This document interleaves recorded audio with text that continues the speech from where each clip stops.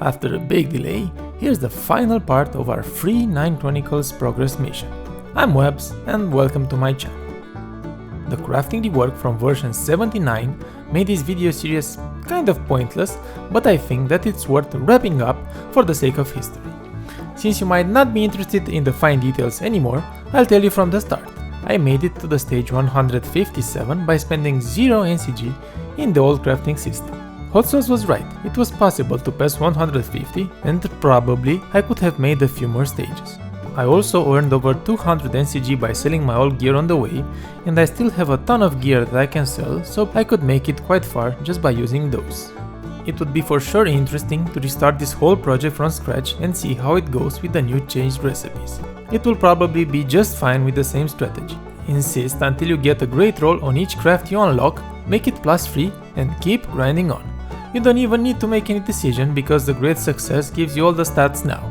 And since you can get more overall defense now, I'm confident that it works, even if the other stats are weaker, especially the spells.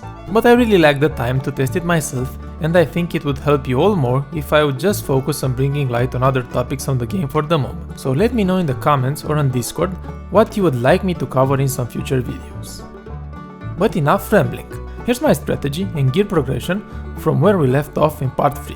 After some more tries and no gear change, I beat 134 by using free health. I beat 135 first try with no buffs after that.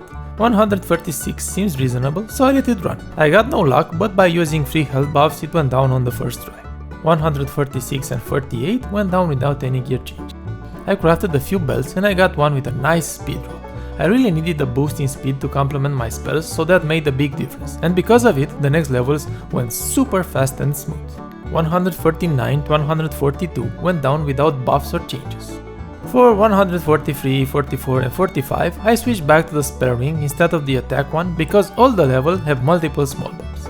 In 146 I gave up the spell ring once again because of the large boss. I also had to use free health foods to pass it. 147 was easy, I just let it run and I found it down. After that I switched one ring to health. And amazingly I beat 148, 49 and yes, even 150 without any food. I just let it run in the background and I found them like that. Luckily I caught on the screen recording the glorious moment of defeating 150. I was amazed to make it this far without actually needing the fire sword with spell. But my old sword was an almost perfect roll, so that reduced the gap a bit. To get rid of the elemental disadvantage, I changed my chest to a fire one with health and I beat 151 and 152 without any food. I've been farming 149 and 152 for fire materials for over a week, and after way over 10 crafts I got a fire spell sword. That took me to the wind neck at 154, and with the new neck with heat I made it 157 simply by trying a lot, no food. So here it is, we made it quite far and it was a fun experiment. I will say this for the last time, this is not by any means the best way to play this game. You can most likely earn more by spending some NCG to get to better recipes fast. It's way better to be stuck for weeks on a recipe that you can actually sell instead of grinding for top rolls on a starter item that will sell for nothing later on. Thanks for grinding with me and see you next time.